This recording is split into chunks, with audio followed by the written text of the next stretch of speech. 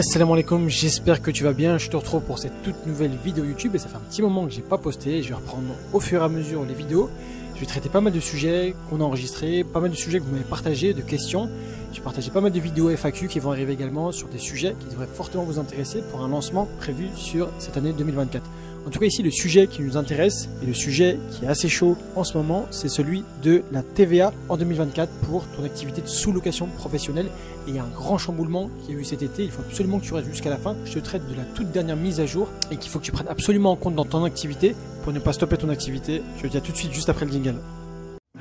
Assalamu alaikum, salut, bienvenue sur la chaîne YouTube Rentimo Academy. Je suis Marouane Afassi, entrepreneur, formateur. Je te propose de nous rejoindre pour découvrir comment je suis passé d'ingénieur à sous-loueur professionnel en gérant plus d'une vingtaine de biens. Je te fais découvrir la sous-location professionnelle et la conciergerie Airbnb, deux solutions qui vont te permettre de générer des revenus immobiliers sans être propriétaire, ce de manière 100% légale, 100% éthique. À tout de suite. Ce qu'il faut que tu saches tout d'abord, c'est que, je ne sais pas si tu es au courant, en sous-location professionnelle, jusqu'en août 2024, en tant que sous-loueur professionnel, tu n'étais globalement pas assujetti à la TVA. C'est-à-dire tout simplement que lorsque tu faisais des factures à tes voyageurs, à tes clients, tu leur faisais des factures hors taxe et tu pouvais comme ça aussi déduire de ton chiffre d'affaires, tu n'étais pas assujetti à la TVA et pouvais demander des remboursements de TVA de tous les frais que tu avais avancés dans ton activité. Mais maintenant, l'activité va changer. Ça voudrait dire que tu pourrais être assujetti maintenant à ces 10% de TVA au même titre que les hôtels et que tu pourrais du coup voir ton chiffre d'affaires et ton bénéfice diminuer 10% sur les prochains mois. En fait, tout ça, ça vient de l'hôtellerie qui se retrouve concurrencée par du Airbnb sur certains secteurs. Ils se sont mobilisés et ça a fait bouger les choses auprès de l'État. L'État veut essayer de récupérer aussi pas mal d'argent, ce qui fait qu'on va essayer d'attaquer tous les professionnels de l'activité de location courte durée, des locations saisonnières, pour essayer de s'aligner avec l'hôtellerie. Je ne sais pas si tu es au courant, l'hôtellerie, elle, est assujettie à ces 10% de TVA. Donc des choses ont bougé et ils veulent aujourd'hui que les professionnels, sous-loueurs et autres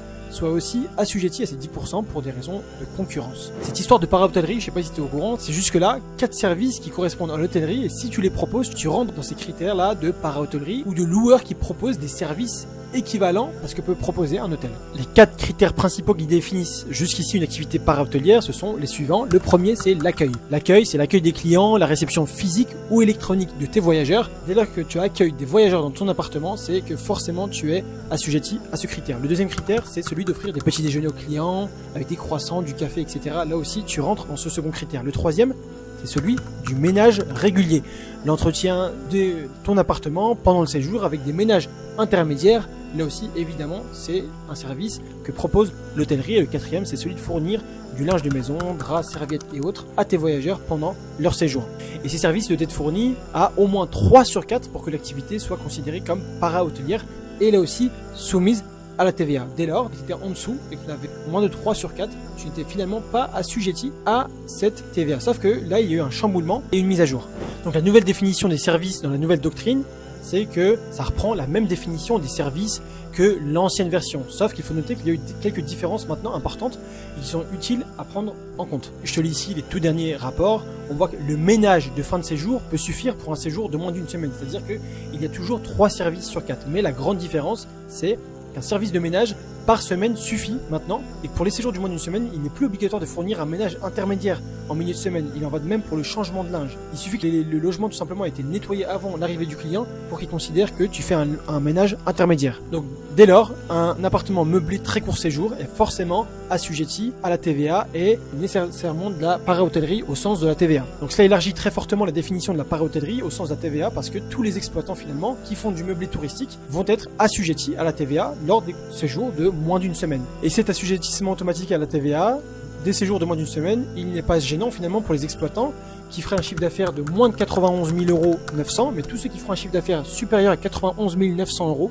seront assujettis à cette TVA. C'est-à-dire que pour tous les autres, ils seront finalement perdants de 10% de leur chiffre d'affaires sur le chiffre d'affaires pour des courts séjours.